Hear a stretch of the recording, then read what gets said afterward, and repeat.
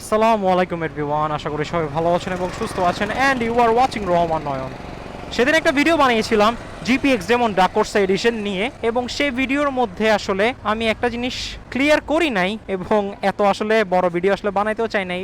সেটা হচ্ছে GPX demon আসলে 3,75,000 টাকা বাজেটে আপনার কেনা ঠিক হবে নাকি হবে না। তো প্রথমেই আমি আপনাকে বলি, জিপিএক্স হচ্ছে একটা থাইল্যান্ড অরিজিনেটেড ব্র্যান্ড এবং এই বাইকটার ইঞ্জিন থেকে শুরু করে যত পার্টস রয়েছে সবগুলো আসলে চায়নাতে ম্যানুফ্যাকচার করা হয়, কিন্তু জিপিএক্স ব্র্যান্ডটার অরিজিন হচ্ছে আপনার চায়নাতে। তো যার কারণে এটাকে অনেকে চাইনিজ ব্র্যান্ড বললেও একেবারেই যে মিথ্যা বলতেছে তা না, বিকজ বাইকটা যেহেতু ম্যানুফ্যাকচারিংই চায়নাতে হচ্ছে তাই এটা একটা চাইনিজ বাইক। আপনি এটাকে যতই থাইল্যান্ড অরিজিনেটেড বলেন না কেন অথবা থাইল্যান্ডের ব্র্যান্ড বলেন না কেন, তবে ডাইরেক্টলি আপনি বলতে পারবেন না এই বাইকের সবকিছু থাইল্যান্ড থেকে আসে, তা একদম না। বাইকের সবকিছু তৈরি হয়ে আসে চায়না থেকে এবং থাইল্যান্ড থেকে বাংলাদেশে জিপিএক্স নিয়ে আসা হয়। তো জিপিএক্স যেমন ডাকোর্সা হচ্ছে জিপিএক্স এর প্রিভিয়াস দুইটা মডেলের একটা সাকসেসর বলতে পারেন, অর্থাৎ বর্তমানে এখন জিপিএক্স এর টোটাল তিনটা মডেল রয়েছে। প্রথমটা হচ্ছে জিপিএক্স ডেমন 165 আর, পরেরটা হচ্ছে জিপিএক্স ডেমন 165 আর আর 4 ভালভ এবং লেটেস্টটাই হচ্ছে জিপিএক্স ডেমন 165 আর আর ডাকোর্সা।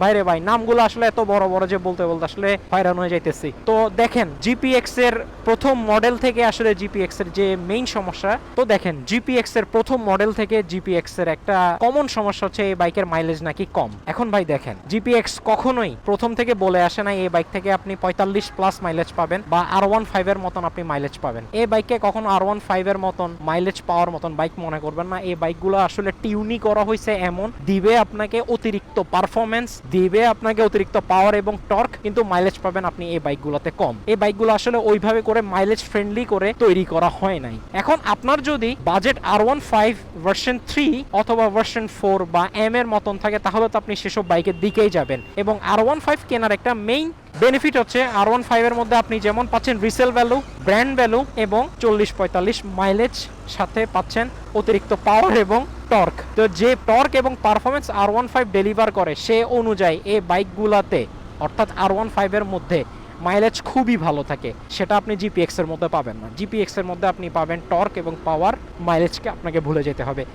28, 30, 35, 32 এরই মধ্যে আসলে এই জিপিএক্স এর মাইলেজ আপ ডাউন করে। আপনি এর থেকে বেশি সিটির মধ্যে মাইলেজ আশা করতে পারবেন না। এবং আপনি যদি হাইওয়েতে যান তাহলে মেবি অ্যারাউন্ড 40, 42 অথবা 45ও পেয়ে যাইতে পারেন আপনার বাইকের কন্ডিশন বা মেনটেনেন্সের উপরে। তাই আপনার যদি 3,75,000 টাকা বা 4 লাখ টাকা যদি বাজেট থাকে এবং আপনার কাছে যদি জিপিএক্স ডেমনের প্রতি আলাদা একটা ভালোবাসা থাকে বা টান থাকে এবং জিপিএক্স ডেমনের লুক যদি আপনার R15 অথবা GSXR থেকে ভালো লাগে, তাহলে আপনি অবশ্যই জিপিএক্স ডেমন কিনতে পারেন। কিন্তু জিপিএক্স ডেমন কেনার কিছু ডিসবেনিফিট হচ্ছে এই বাইকের রিসেল ভ্যালু বাংলাদেশে অনেক কম, কারণ বাংলাদেশে এই বাইকটা এখনও চাইনিজ ব্র্যান্ড হিসেবে আখ্যায়িত করা হয়। যদিও আমি আগেও বলছি এই বাইকগুলো আসলে চাইনিজ বাইক, যার কারণে এই বাইকগুলোর তেমন একটা রিসেল ভ্যালু পাবেন না যেমনটা আপনি পাবেন R15 এর ক্ষেত্রে অথবা GSXR এর ক্ষেত্রে। GSXR বা R15 হচ্ছে ব্র্যান্ড ভ্যালুর একটা বাইক, ইয়ামাহা বা সুজুকির বাইক, তার সাথে আপনি আসলে সদ্য এই জিপিএক্স এর ব্র্যান্ড ভ্যালু তুলনা করে কোনো লাভই নাই। তবে আপনার যদি বাইক কেনার পরে বিক্রি করার একটা প্ল্যান থাকে কয়েকদিন পরে, তাহলে বলবো জিপিএক্স কে আপনি অ্যাভয়েড করতে পারেন, কারণ বিক্রি করার সময় তেমন ভালো একটা প্রাইস একদমই পাবেন না। প্লাস এই বাইকের আফটার সেল সার্ভিস বাংলাদেশে হাতে গোনা আসলে কয়েকটা বেস্ট জিপিএক্স এর ডিলার পয়েন্টের মধ্যে আপনি এই বাইকের ভালো একটা আফটার সেল সার্ভিস পাবেন, অথবা এই বাইকের আসলে আপনি সার্ভিস পাবেন অন কলে। যেসব জায়গার মধ্যে জিপিএক্স এর তেমন একটা শোরুম নাই বা ডিলার পয়েন্ট নাই, সেসব জায়গায় আপনাকে লিটারালি ফোন করতে হবে তাদের হেড অফিসে, এবং হেড অফিসে ফোন করার পরে সেখান থেকে আপনার জন্য টেকনিশিয়ান পাঠানো হবে বা মেকানিক পাঠানো, এবং সে এসে আপনার বাইকের যে ফ্রি সার্ভিসগুলো আছে সেগুলো করে দিয়ে যাবে, অথবা আপনার বাইকে যদি কোনো প্রবলেম হয় সেগুলো করে দিয়ে যাবে আপনার বাসার বাহিরে, হোম সার্ভিস আপনি পাবেন। তার মানে বুঝতে পারছেন জিপিএক্স আসলে প্রপারলি এখনো ওইভাবে করে রেডি না বিশাল বড়ভাবে সার্ভিস প্রোভাইড করার জন্য কাস্টমারদেরকে। তাই সার্ভিস নিয়ে আসলে অত বেশি একটা সুবিধা পাবেন না, এবং বাইক থেকে যেহেতু মাইলেজ আপনি আশা করতে পারবেন না, তাই এই বাইক নিয়ে সিটিতে কমিউট করে আপনার অনেক বেশি সাশ্রয়ী হবে বা অনেক টাকা বাঁচাইতে পারবেন। কম তেল ঢুকাইতে হবে এরকম কোনো কিছুই আপনার সাথে হবে না। আপনাকে মূলত এই বাইকের পিছে ভালোই অ্যামাউন্টের তেল প্রতিনিয়ত ঢুকাইতে হবে, কারণ যেহেতু 28, 30, 32-এর মধ্যে এটার মাইলেজ ফ্ল্যাকচুয়েট করে, তাই আপনার সিটি কমিউটার জন্য আমি কখনোই তো এই বাইকটা সাজেস্ট করব না। প্লাস এই বাইকটার যে সিটিং পজিশন, এই সিটিং পজিশন বাংলাদেশের অন্যান্য যেসব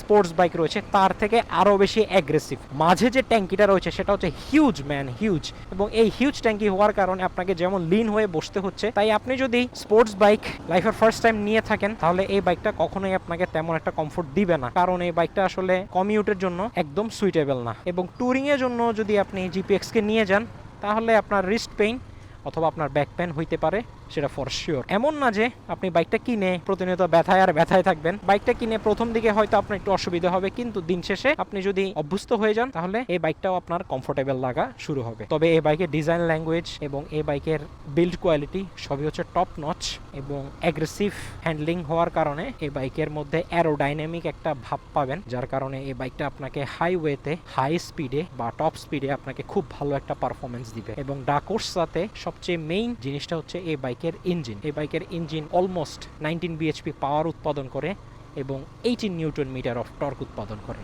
যেটা স্পোর্টস বাইক সেগমেন্টের মধ্যে one of the most highest. 13 GP আছে, তাই 13 জিপি আসলে সবার আগাই থাকবে।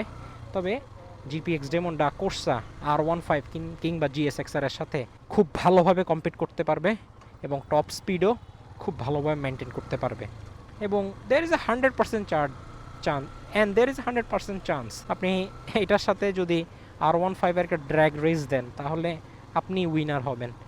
GSXR এরটা বলতে পারতেছি না, কারণ ভাই GSXR হচ্ছে এমন একটা মেশিন, এই মেশিনের মধ্যে আপনার টর্ক ডাকোর্সা থেকে কম হইলেও জিপিএক্স ডেমনের ওয়েট ডিস্ট্রিবিউশন এবং এই বাইকের এবং জিপিএক্স এবং GSXR এর বডি ল্যাঙ্গুয়েজের কারণে এই GSXR সবসময় আগায় থাকতেও পারে। তবে আমি বলতে পারি আপনি যদি টপ স্পিড লাভার হন এবং পারফরমেন্স লাভার হন এবং বাজেট যদি 4 লাখ টাকার আশেপাশে থাকে এবং টাইট বাজেট যদি থাকে তাহলে অবশ্যই জিপিএক্স ডেমন আপনি নিতে পারেন। Otherwise I will suggest go for GSXR অথবা MT15 ভার্সন 1 যদি আপনি নেকেড স্পোর্টসের দিকে যাইতে চান। কিন্তু আপনি 4 লাখ টাকা দিয়ে জিপিএক্স কিনলে আপনি রিসেল ভ্যালু কম পাবেন, ব্র্যান্ড ভ্যালুটা কম পাবেন এবং মাইলেজ কম পাবেন, কিন্তু পাওয়ার, টর্ক সব কিছুই খুব বেশি ভালো পাবেন। এবং জিপিএক্স যেহেতু বাংলাদেশে অনেক বছর যাবত রয়ে গেছে তাই এটার ইঞ্জিন রিলায়েবিলিটিটাও খুব ভালো।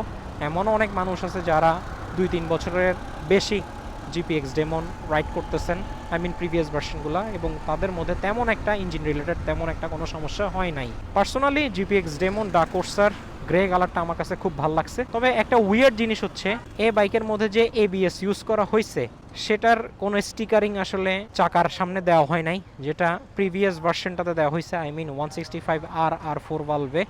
স্টিকার আসলে ডাজেন্ট ম্যাটার, বাট তাও যেহেতু ডুয়েল চ্যানেল ABS বাইকের মধ্যে ক্লেম করা হয়েছে তাই স্টিকারিং দেওয়াটা খুব জরুরি। তো আজকের ভিডিওটা তাহলে এতটুকুই। ইনশাল্লাহ আপনাদের সাথে দেখা হবে নতুন কোনো ভিডিওতে, নতুন কোনো টপিকে এবং নতুন কোনো প্লেস ভিজিট নিয়ে। ততদিন পর্যন্ত সবাই ভালো থাকবেন, সুস্থ থাকবেন এবং রাইডিং এর সময় অলওয়েজ হেলমেট পরবেন। দাঁড়াও আমি পার হই নেই রাস্তাটা। Thank you so much for watching this video. Rohman Noyon is signing out.